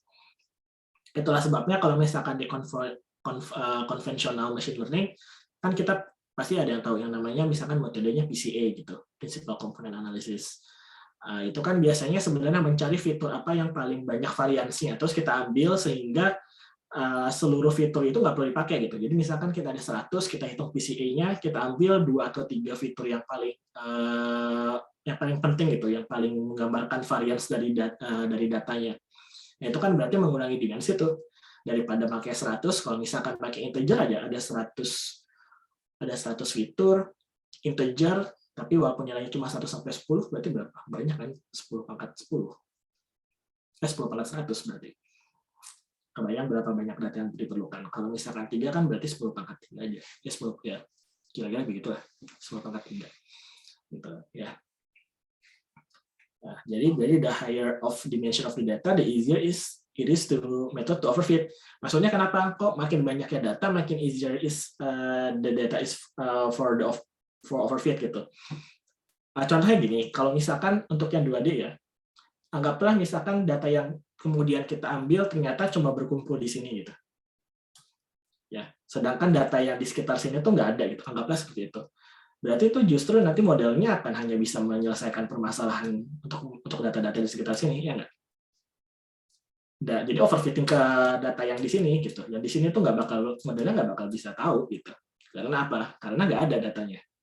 Ya, begitu juga kalau misalnya di 3D gitu, misalkan hanya di satu titik aja, misalnya di sini ya berarti nanti modelnya nggak bisa menyelesaikan masalah data-data yang nggak pernah terlihat. Gitu. Jadi semakin banyak dimension of the data, the easier is for a method to overfit gitu. Dan ini juga salah satu alasan kenapa deep learning itu kan dimulainya dari computer vision. Computer vision itu kan datanya image. Ya image itu kalau misalkan seluruh image itu dimasukin ke neural networks, 64 kali 64 pixel aja, itu udah berapa? Udah berapa ribu pixel yang harus dimasukin ke neural networks. Berarti kan dimensionalnya ribuan kan? Nah, itu biasanya kenapa gampang banget memperlihatkan overfitting di computer vision itu sangat gampang. Ya, jadi ini ada namanya curse of dimensionality. Lalu problems with INN ya, itu sebenarnya lebih ke arah fully connected-nya. Jadi or usually called dense layer in deep learning ya. Jadi kalau misalkan di INN itu kan setiap hidden neuron itu setiap neuron dimanapun dia, entah itu hidden layer, entah itu hidden neuron, entah itu output neuron, itu kan selalu terhubung dengan seluruh neurons di layer sebelumnya, ya nggak? Jadi kalau misalkan di sini misalkan di sini ya, di ini hidden neuron ini kan selalu berhubungan dengan seluruh neurons di layer sebelumnya. Begitu pula dengan ini ya. Itu selalu berhubungan. Itu yang disebut namanya dense connection atau fully connected layer. Nah, itu ya, berarti ya di sini disebutkan requires full connectivity between input neurons and hidden neurons ya. In other words, each neuron in the hidden layers interacts with the input layers or the previous hidden layer using matrix multiplication. Jadi ini sebenarnya computationally not effective gitu ya. Lalu juga bisa kita asumsikan bahwa neural network itu sebagai pattern matching gitu. Jadi contoh, misalkan setelah misalnya kita punya gambar gitu, gambar seperti ini, kita ingin mendeteksi misalkan bintang gitu, bintang. Nah, bintang itu kan bisa banyak ya apa namanya bentuknya. Bisa ada yang seperti ini 4, 5, 6 ya. Terus letaknya bisa di banyak tempat gitu. Nah, anggaplah satu hidden neuron itu belajar bentuk bintang gitu. Jadi hidden neuronnya satu ini belajar seperti ini, hidden neuron kedua kemudian belajar bentuk bintang seperti ini, lalu yang ketiga seperti ini. Nah, permasalahannya karena dia fully connected, letak bintangnya itu tuh harus tetap berada di sini gitu. Walaupun apa namanya bentuknya sama. Kalau misalkan walaupun bentuknya sama terus berubah tempatnya, ini hidden neuronnya satu ini nggak bakal bisa mendeteksi objek ini. Gitu. Karena apa? Weights-nya berubah gitu. Weights-nya itu spesifik hanya untuk satu input. Jadi itulah kenapa kalau misalkan kita pakai fully connected layer atau dense layer itu ya lebih ke arah pattern matching gitu. Artinya apa? Kalau misalkan kita punya banyak sekali variansnya, entah itu bentuknya, entah itu lokasinya, berarti kan harus kita makin banyak tuh hidden neurons-nya ya nggak, untuk mengingat kombinasi dari bentuk dan lokasi dari objek yang ingin kita deteksi. Nah itu makanya komputasinya nggak efektif. Ngapain kita satu neuron cuma untuk ingat ini doang gitu. Padahal kan sama-sama bentuknya sama, cuma tempatnya aja beda. Ya, kalau misalkan kita bisa membentuk sebuah neuron yang dimana bisa mendeteksi bintang 4 ini dimanapun dia berada kan lebih efektif. Nah itu nanti di deep learning bisa seperti itu. Jadi ada bisa kita membuat neuron itu untuk hanya pattern ya. Jadi sini bukan hanya pattern dan location matching sih. Ini harusnya tambahan ya, as pattern and location matching. Ya nanti cuma pattern aja gitu. Ini nanti saya tambahin deh. Ya, it can also be seen as assuming the neural networks as pattern and location matching. Nah, ini sih ini ya. Jadi the aforementioned problems cause the popularity of neural networks to decline in the 2000s. Ya, jadi itu dulu hype banget juga sama neural networks sebelum tahun 2000. Jadi sekitar 1990-an itu hype. Tapi terus kemudian popularitasnya menurun ya karena apa? Ya weaknesses-nya ini banyak gitu. Ini susah, ya, cost of dimensionality ini udah kayak susah banget. Nah ini lalu deep learning, terutama ini sih, ya ini juga salah satu kesulitannya. Karena artinya apa? Kalau misalnya kita mau mendeteksi berbagai macam bentuk objek dan lokasi berbeda-beda kan berarti kita harus nambahin neuronsnya itu banyak banget. Ya semakin banyak neuron, semakin banyak komputasinya, gitu, semakin berat. Jadi deep learning itu sebenarnya menjawab permasalahan-permasalahan dari ANN yang muncul di tahun 1990-an dengan kemudian menjadi sangat efektif. Oke, itu aja sebenarnya. Ada pertanyaan? Itu dulu deh.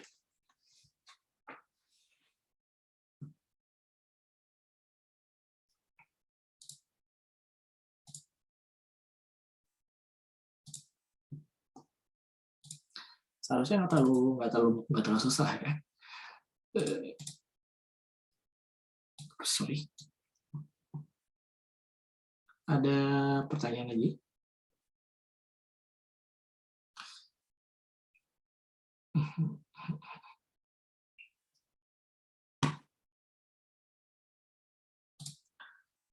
Oke, sepertinya nggak ada. Kalau gitu, tadi ada yang namanya Ahmad ya? Sorry, nggak kelihatan. Ya, Pak. Jadi saya mau nanya Pak, kan saya bukan dari ilmu komputer atau informatika, jadi saya rada awam juga terkait ini. Nah, saya mau nanya tuh terkait yang tadi pencarian nilai umum ya Pak. Kan itu kan katanya jadi masalah di neural network ya. Nah, saya Sorry, sebenarnya suaranya nggak putus-putus. Yang mana? yang pencarian nilai minimum.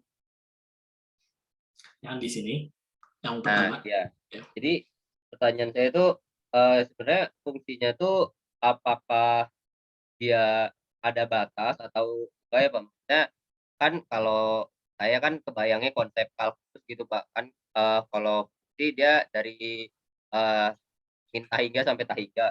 Nah kalau di sini tuh dia apakah kayak gitu juga sampai nggak bisa cari nilai minimumnya atau kayak gimana Pak? Ya, jadi sih sebenarnya di sini ya, biasanya kalau misalkan kita melihat di sini kan kurvanya sebenarnya kurva dari cost function ya. Jadi anggaplah kita punya sebuah cost function, nanti kan lalu kita hitung derivatifnya nanti akan membentuk kurva seperti ini. Kira-kira sih seperti itu. Ya, jadi di ini yang biasa kita lihat ini adalah kurva cost function. Nah, biasanya orang-orang yang melakukan apa namanya sebenarnya secara umum memang perhitungannya pakai kalkulus, jadi sebenarnya memang hingga sampai tata hingga sebenarnya ya. Tapi maksudnya biasanya nanti kita punya optimization problem gitu ya, seperti gradient descent. Nah itu biasanya nanti dicek permasalahannya apa gitu. Permasalahannya seperti apa. Jadi kan gradient descent itu kita pengen pencarian titik optimum itu cepat contohnya. Terus lalu kemudian tidak terjebak di saddle point seperti ini. Nah itu biasanya researcher sih ngebuat secara ini apa namanya dibuat secara apa ya dibuat fungsinya di mana fungsinya itu kalau diturunkan itu kan memiliki saddle point seperti ini. Nah nanti dicek gitu kalau misalkan dia terkena di saddle point itu nanti turunnya seperti apa. Jadi sih sebenarnya secara umum ya kalau misalnya kita pakai deep learning atau artificial neural networks itu biasanya kita nggak akan pernah kita tuh nggak perlu gitu bentuk apa namanya ya cost function sebenarnya di dimensi itu seperti apa gitu. Kenapa? Karena ini kan tergantung dari inputnya juga ya nggak. Ini kan bentuknya tergantung dari inputnya ya. Kalau misalkan kita punya inputnya fiturnya 100 gitu kan berarti kan kita harus membentuk 100 dimensional gitu kan. Dan itu hampir ya nggak bisa gitu. Makanya ini contoh aja. Jadi ada banyak studi yang menemukan kalau misalkan menggunakan stochastic gradient descent, walaupun ini hanya 2 dimensi gitu, dan ketika cost function-nya itu membentuk sebuah saddle point, ya entah itu dari itu nanti pasti stuck gitu loh. Nah nanti makanya ada optimization lain yang dibutuhkan supaya apa ya si step ini kan nanti gradient descent nanti kan step ini titik ini kan berubah setiap apa namanya ya step gitu. Nah itu nanti bisa ada beberapa optimization yang bisa lepas dari saddle point atau mungkin bisa saya tunjukin aja kali ya sekarang. Tapi kejawab nggak ya? Kejawab dulu nggak pertanyaannya? Iya Pak, saya gambar. Ya mungkin di sebentar ya. Saya terus slide-nya.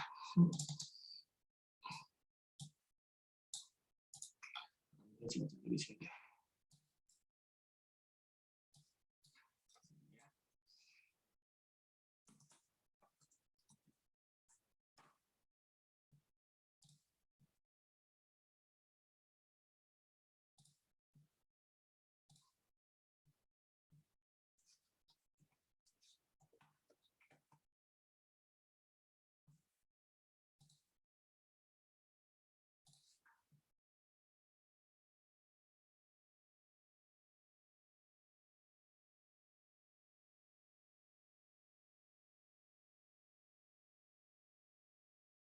Sebentar ya, sorry.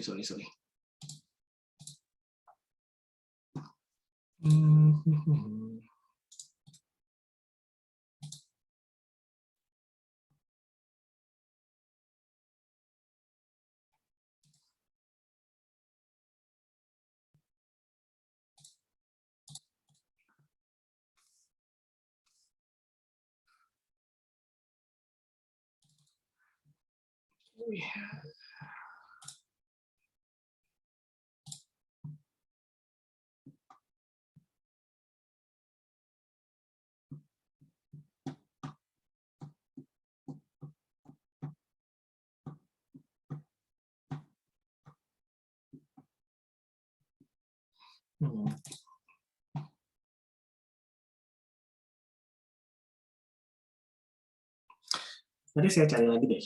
kok saya nggak nemuin ya. Nanti deh saya coba cari. Nanti saya coba posting juga di Skillly.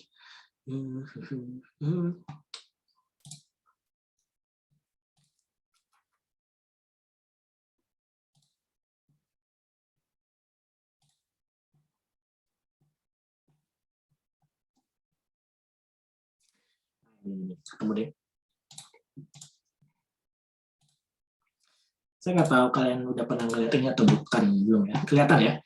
Jadi ini ada blok sebenarnya. Nah, ini kan sebenarnya dia buat secara apa ya? Secara buat dijadiin simulasi gitu. Jadi dia punya cost function yang dia apa namanya? Seperti saddle gitu ya. Nah, yang merah ini saya lupa yang merah itu apa ya? Setahu saya merah ini gradient descent biasa. Nah, ini sebenarnya kita bisa lihat titik-titik itu kemudian jatuh, terus kemudian ke tata hingganya gitu kan. Nah, bisa kita lihat perbedaannya antara optimization methods ya, antara SGD, terus kemudian ada momentumnya, ada RMS prop, ada ADAM. Itu sebenarnya lalu kemudian ada yang lambat, ada yang cepat penurunan gradient descent-nya gitu. Pencarian titik momentumnya, titik optimumnya itu beda kecepatannya. Nah, jadi di sini sih kita kan masih baru belajar gradient descent secara umum aja ya. Jadi kan lebih baru yang merah aja ini. Dan bisa dilihat kalau benar-benar di saddle ya udah berhenti aja di saddle gitu. Walaupun itu kan bukan titik optimum gitu. Cuma karena memang gradiennya 0, ya wis berhenti di situ. Cuma ada optimization methods lain yang fungsinya nanti beda gitu ya. Dan nanti bisa tuh langsung yang kuning bahkan langsung turun ke bawah. Gitu. Ini juga salah satu apa ya maksudnya ya, maksudnya kalau orang kan ngomongin deep learning kan berarti ngomong CNN segala macam gitu ya, dan ngomongin optimization problemnya, padahal ya optimization problem itu juga penting gitu. Karena apa? Ya saddle point itu banyak. Kalau misalkan ini baru satu saddle point gitu, bisa aja nanti turun ketemu saddle point lagi, turun ketemu saddle point lagi, kan bisa aja gitu. Nah, ini juga salah satu seperti itu. Kok di sini nggak ada tulisan merah kuning itu apa ya? Ya atau mungkin nanti saya share aja ya. Biar mungkin ada yang tertarik lebih ya. Memang itu ya, ada lebih ke arah matematikanya, ada yang lebih ke arah modelnya. Ya ini juga salah satu poin penting dari optimasi. Itu sih. Jadi kalau misalkan pertanyaan kamu terus kemudian lebih ke arah matematiknya, ya sebenarnya juga saya nggak bisa terlalu jawab sih, karena saya bukan ke arah matematikanya, saya ke arah lebih modelnya. Terus nanti saya lebih menekankan yaitu mengetahui permasalahannya sebenarnya kalau dari saya. Jadi kalau misalkan di sini kenapa kemudian saya share jadi sini ya problems with INN gitu. Ya ini karena kalian perlu tahu kalau misalkan kalian mau menggunakan model INN untuk menyelesaikan sebuah problem gitu. Karena kemungkinan besar nanti ketemu gitu. Nanti kalau ada deep learning, modelnya nanti ada lagi problemnya. Jadi deep learning juga nggak free of problems. Kira-kira sih seperti itu. Mudah-mudahan terjawab ya. Kalau misalnya nggak terjawab, mohon maaf. Ya Pak, nggak apa-apa. Saya juga pakai kalkulus itu karena saya kan bukan matematik juga Pak. Sebenarnya cuma jembatannya kan di situ. Saya buat paham. Masih Pak. Ya. Oke, ada pertanyaan lagi dari mahasiswa lain?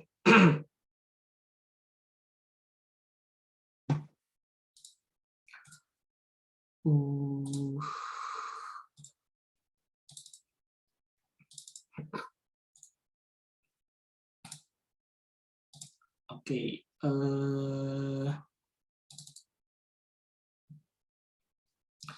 Mungkin kita agak teruskan dulu ya. Jadi masih ada 20 menit lagi. Jadi mungkin kita bisa teruskan dulu topiknya. Jadi performance evaluation, kita akan membahas ya performance evaluation. Wait. Maaf ya, saya tuh banyak banget screen. Terus banyak banget yang kebuka, jadi saya bingung dari di mana aja. Oke.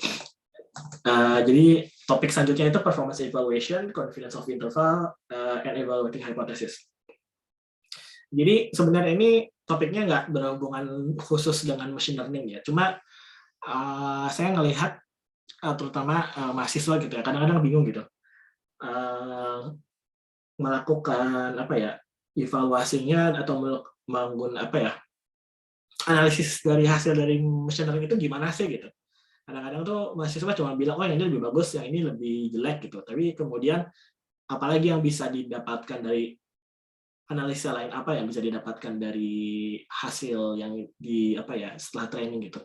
Jadi ini sebenarnya juga topik baru semester lalu ya. Ini performance, gimana kita bisa melakukan evaluasi performa dari model yang kita punya, lalu juga kita bagaimana menghitung confidence of interval. Lalu apakah itu confidence of interval? Nanti kita akan bahas. Lalu juga evaluating hypothesis itu seperti apa. Saya nggak tahu bakal sampai mana, jadi mungkin akan dilanjutkan minggu depan ya, soalnya kan kita libur. Wait, bentar, saya lupa lagi.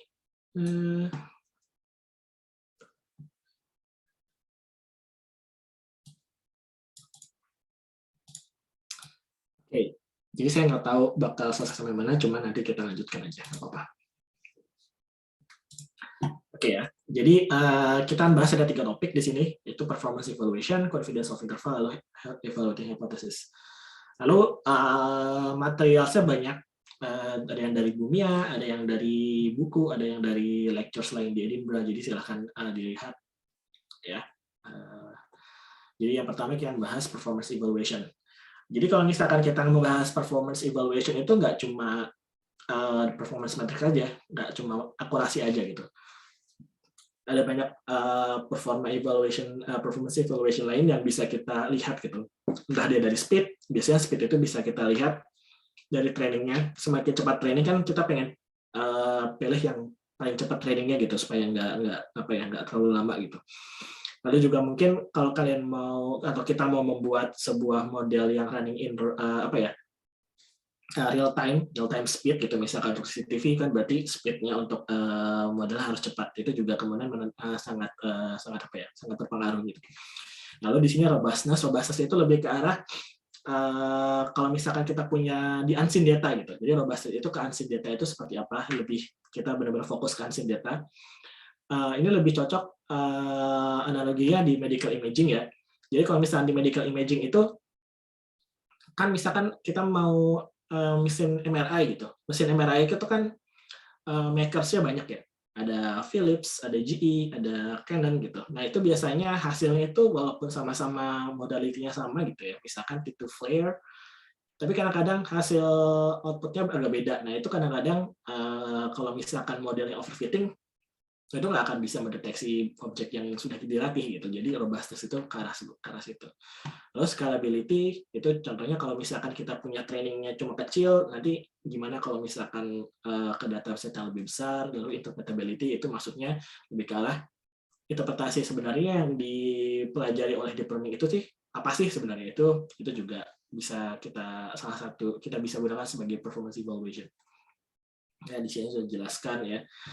Robustness itu, kalau speed itu ya ada yang lebih cepat ya. Lalu important kenapa tadi kalau misalnya kita punya real time, kita mau membuat real time system itu sangat berpengaruh. Kalau robustness ya, performance of a classifier depends on the training set. Kalau misalkan handling missing data outliers juga bisa kita lihat robustness-nya seperti apa. Ya itu salah satu contoh. Bukan cuma unseen data, jadi bisa juga missing data atau outliers gitu. Ya, scalability kalau ya di sini ya the scalability of the classifier refers to ability to learn from infinitely larger datasets juga itu berpengaruh ya. Sorry, yang tadi agak kayaknya salah. Nah, scalability itu lebih ke arah kalau misalkan tiba-tiba kita punya training dataset ya lebih besar gitu. Itu juga berpengaruh terhadap computation speed. Ya, kalau misalkan interpretability, ya classification biasanya aims to predict classes, tapi apa yang dipelajari itu kemudian kemudian bisa dipelajari juga, kita analisa. Ya, lalu di sini kita melihat sudah dibahas ya ini underfitting dan overfitting. Kalau di regression sih gampang ya, ini kan polynomial regression yang udah pernah dibahas gitu ya. Yang ini underfitting, just right, ini overfitting. Nah kalau misalkan di classification ya kayak gini. Ingat kalau misalkan di classification itu kan kita membuat decision boundary ya. Anggaplah ini ada kelas lingkaran kelas X. kalau misalkan underfitting itu ya kayak seperti ini, jadi errornya lumayan cukup banyak gitu. Jadi tidak terletak di pinggiran dari kelas lingkarannya. Kalau just right ya, maka di sheet boundary-nya kan seperti ini contohnya ya. Walaupun ada error, tapi bisa kita lihat ya lebih jauh lebih bagus lah dibandingkan yang underfitting. Nah kalau overfitting ya seperti ini gitu. Walaupun nggak ada error, tapi ya masa boundary di sheet boundary seperti ini kan nggak ter-overfitting. Nah kalau misalkan tiba-tiba ada data baru 0 gitu, misalkan di sini ya, yang lingkaran di sini, nah, masukkan X kan, jadi kan hasilnya juga nggak bagus. Ya, jadi performance testing di sini sih intinya kalau mau performance matrix, pastikan kita testingnya itu di testing set, jangan di training data, karena misleading, ya kan sudah dibahas berkali-kali ya. Yang kita lihat itu performa sebuah model dari model kita itu di data-data yang belum pernah dilihat pada saat training. Gitu. Jadi kalau misalkan kita cuma performance matrix-nya terhadap training data, gitu ya, nggak bisa ada kesimpulan yang bisa didapatkan sebenarnya itu sih. Ya, jadi dipisahkan training data dan testing datanya. Ya, dan di sini contohnya ya akurasi lah, seperti biasa, gampang. Number of correctly classified data in the test data dan total number of test data. Nah, ini juga ada accuracy and unbalanced data, ngaruh ya. Jadi ini kan sudah pernah kita bahas ya. Jadi di sini contohnya ingin memprediksi apakah sebuah topik itu kemudian mendapatkan Nobel Prize atau enggak kan gitu ya. Kalau yang plus itu iya, kalau yang lingkaran itu enggak. Kalau misalkan human would prefer classifier A, ya enggak. Kenapa? Karena paling enggak ada topik-topik atau studi-studi yang kemudian bisa kita bilang gitu, oh ya benar mendapatkan Nobel. Cuma kalau misalkan classifier biasanya ya kemungkinan besar sih B. Karena apa? Ya mayoritas data yang ada itu tidak mendapatkan Nobel. Ya misalkan 99% studi itu tidak mendapatkan Nobel, ya berarti akurasi model kita 99% ya, kira-kira seperti itu. Nah, itu juga makanya kita bisa consider confusion matrix. Nah, di sini sih dibilangnya ada type of error ya. Jadi kalau kita pakai namanya confusion matrix ya, kita bisa mendapatkan tipe-tipe error yang berbeda. Jadi accuracy interpretation, what does it measure? How well the models knows understand the intended level of data point.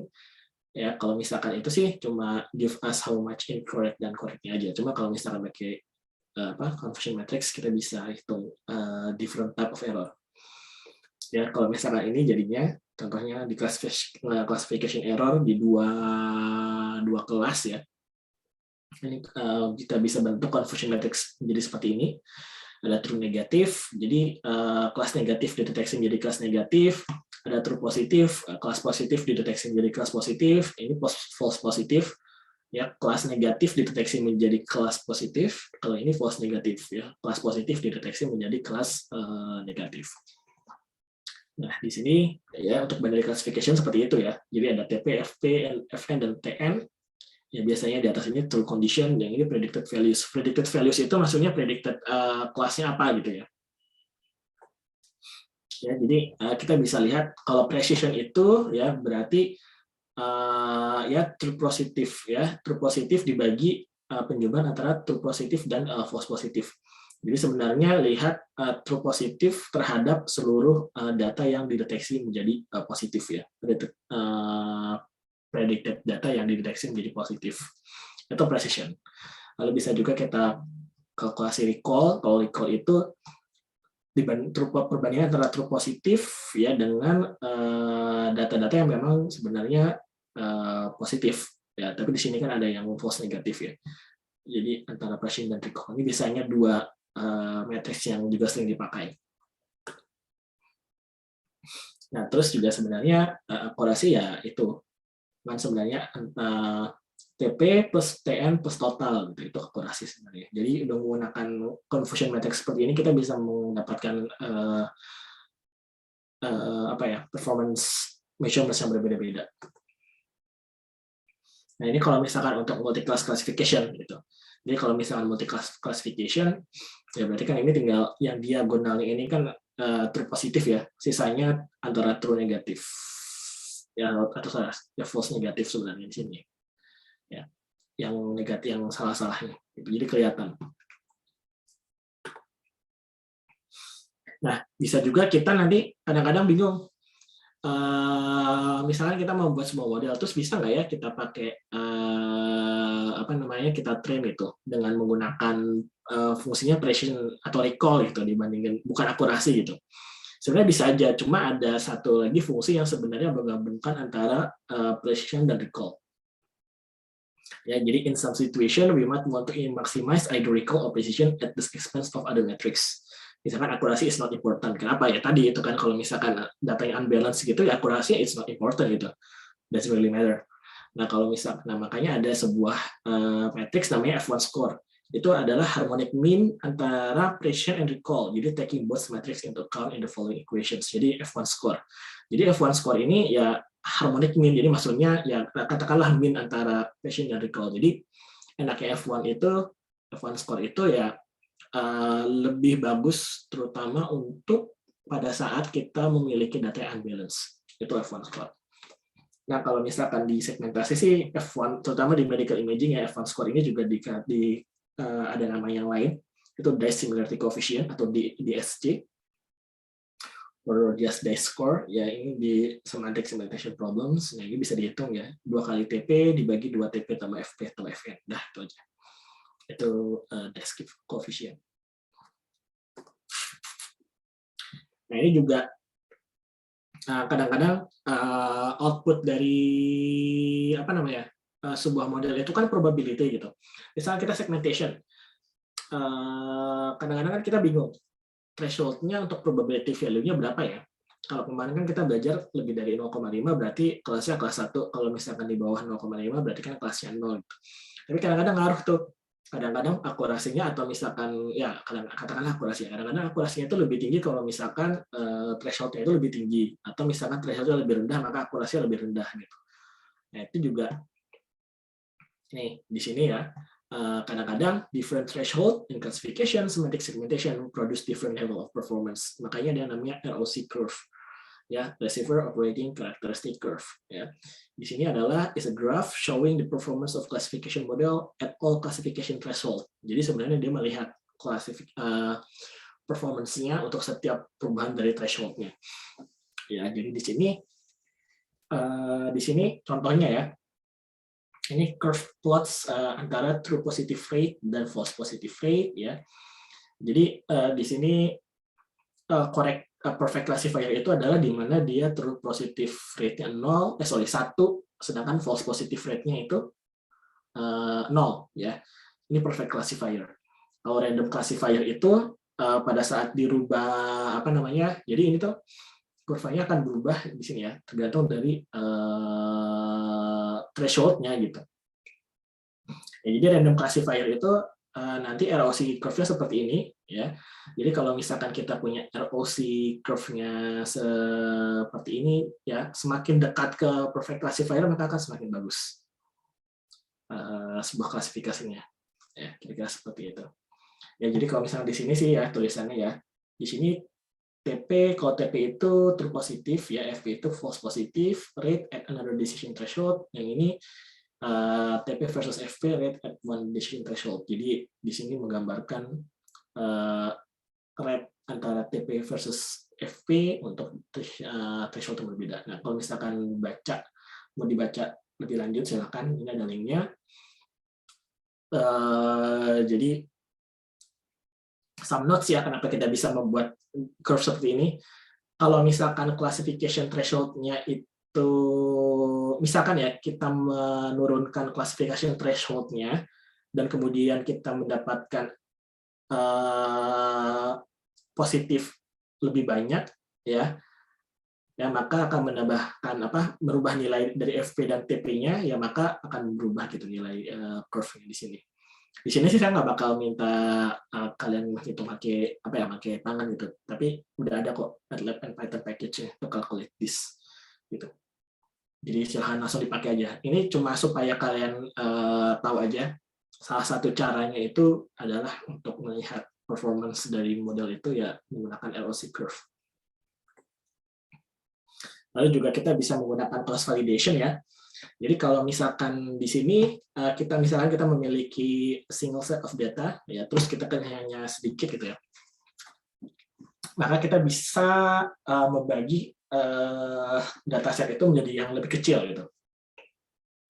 Makanya disebut k-folds. K-folds itu maka kita akan melakukan separasi dataset itu menjadi k sections, k number of sections. Jadi contohnya di sini ada satu dataset, kita bagi jadi 5 gitu. Makanya 5-fold cross validation. Ya, jadi nanti 4 dipakai training, ya, 1 dipakai testing, lalu nanti di fold berikutnya ini yang dipakai testing, sisa yang dipakai training, ya, dan begitu seterusnya. Jadi nanti setiap fold ini nanti akan dipakai 1 kali untuk testing minimal. Gitu. Jadi nanti setiap data di section semua data yang kita miliki itu bakal di testing, punya testingnya, test values-nya berapa, test performance-nya berapa, tapi kemudian tetap sesuai dengan apa yang sudah kita bahas kemarin, bahwa testing data nggak boleh dipakai untuk training gitu. Jadi hanya untuk testing aja. Ya, lalu untuk setiap fold evaluate results ya misalnya pakai akurasi, lalu check the average. Ya, jadi nanti average dari seluruh 5-fold ini pada saat testing nanti kita bisa average itu nilainya kita dapatkan. Nah, ini juga ada different types of cross validation ya. Ya, di sini bisa contohnya non-exhaustive cross validation seperti tadi ya. Kita bagi sesuai berapa kita pengennya berapa. Misalkan di sini dibagi jadi 3-fold gitu ya. Jadi misalkan kita punya 3 data, yang hitam ini tes, yang biru muda itu adalah train, kita bagi 3 ya. Nanti sebenarnya note-nya ya, this is not the true performance. Kalau misalkan akurasinya kemudian dibagi 3 terhadap 3-fold, ini hanya estimasi aja. Nanti kita bahas kenapa. Tapi paling enggak estimasi ini sebenarnya lebih baik dibandingkan kita hanya dibagi apa ya? Masih lebih bagus lah dibandingin kalau misalkan tidak dilakukan cross validation gitu. Jadi estimasi itu tetap valid, atau exhaustive cross validation. Jadi kalau exhaustive cross validation itu misalkan kita punya berapa? 9 data, kita punya 9 fold ya, setiap satu data ini kemudian kita pisahkan untuk jadi testing. Jadi kalau misalkan kita punya 100 data ya langsung ada 100 fold gitu. Itu exhaustive. Atau misalkan biasanya leave pair out cross validation itu dikeluarin 2. Ya cuma ini salah satu kelemahannya ya makin banyak training times-nya digunakan untuk melakukan cross validation. Nah lalu terakhir deh, ini ya nested cross validation. Kalau yang tadi kan kita bagi 5, terus 1 untuk testing, sisanya untuk training. Ini ada yang namanya nested cross validation. Nah kalau di nested cross validation itu sama dibagi juga ya, tapi nanti ada labeled data dibagi 2, nanti jadi test data dan all training data, tapi terus nanti dibagi lagi.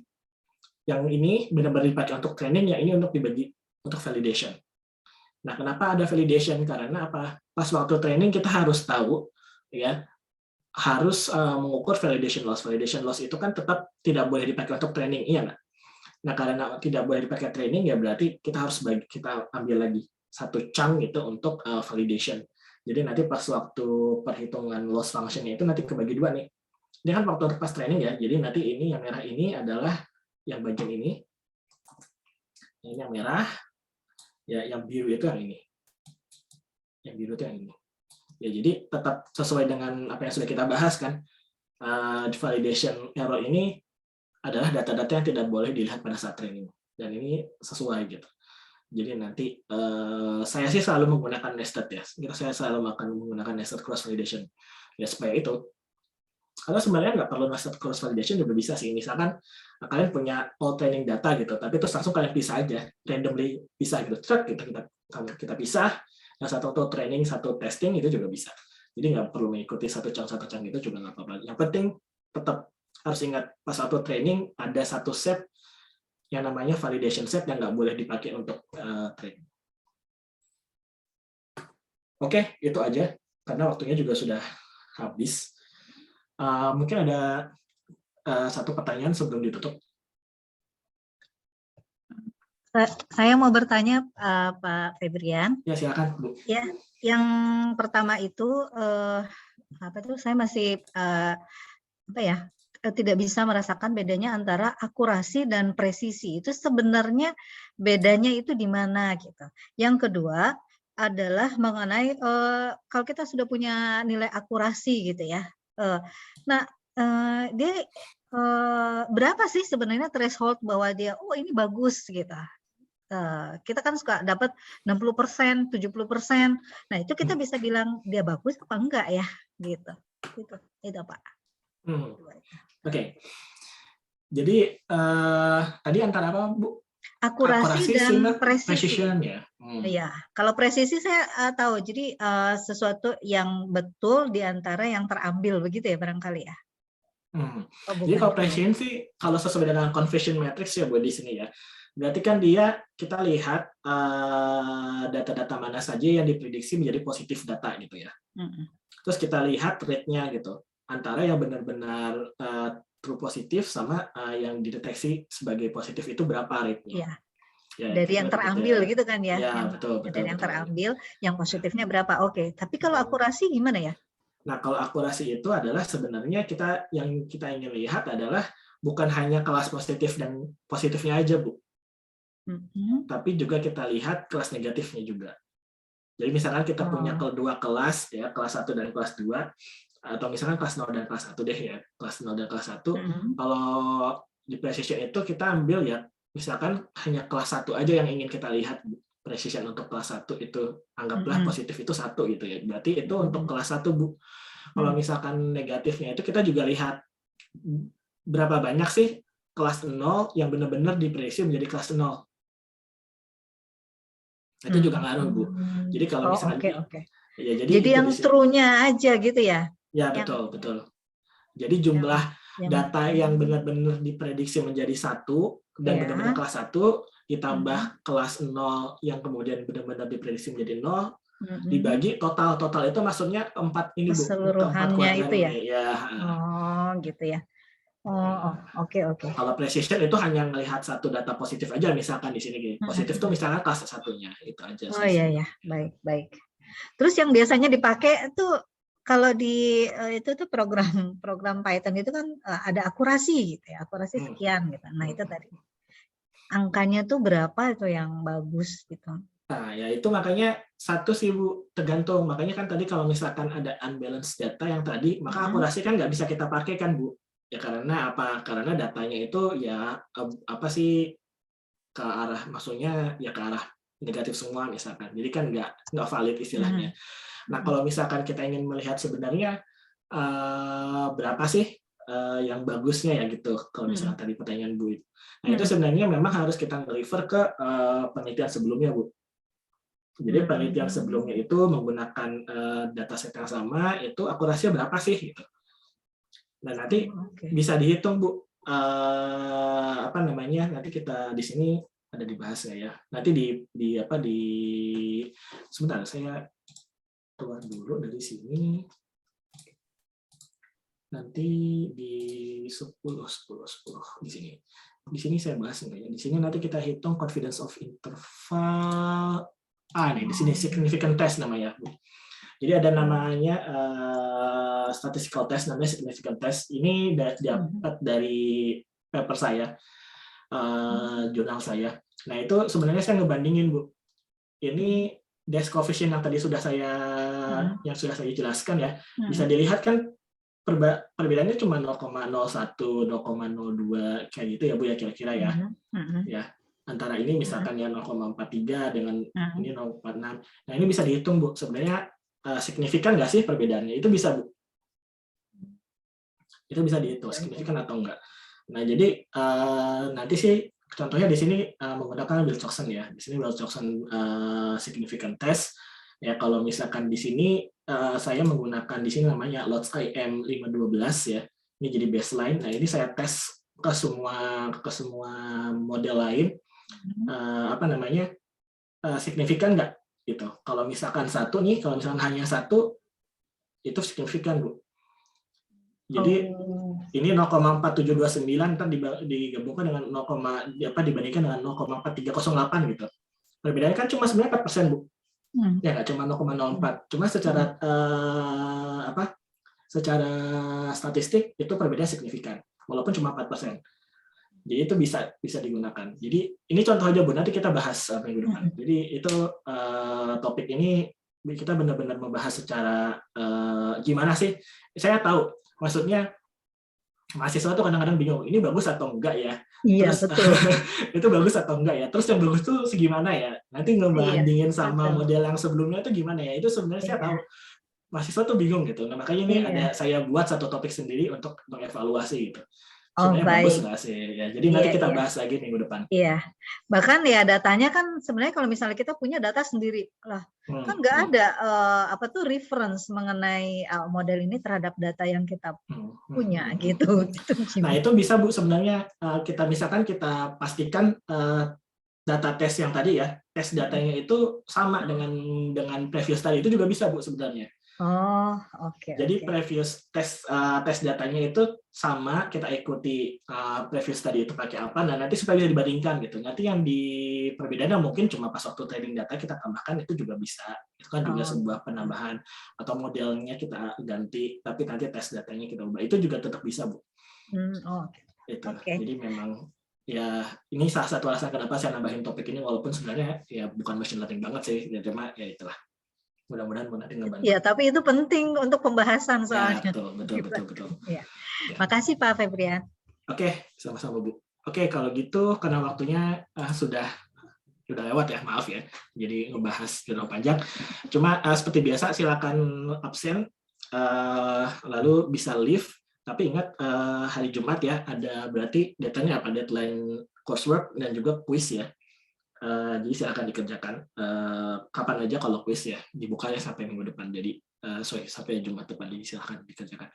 Oke, kalau gitu kalau ada pertanyaan silakan lewat Skillly juga boleh, nanti saya dan tim asisten akan mencoba menjawab. Terima kasih sudah bergabung sesi hari ini. Wassalamualaikum warahmatullahi wabarakatuh. Waalaikumsalam. Waalaikumsalam warahmatullahi wabarakatuh. Terima kasih, Pak.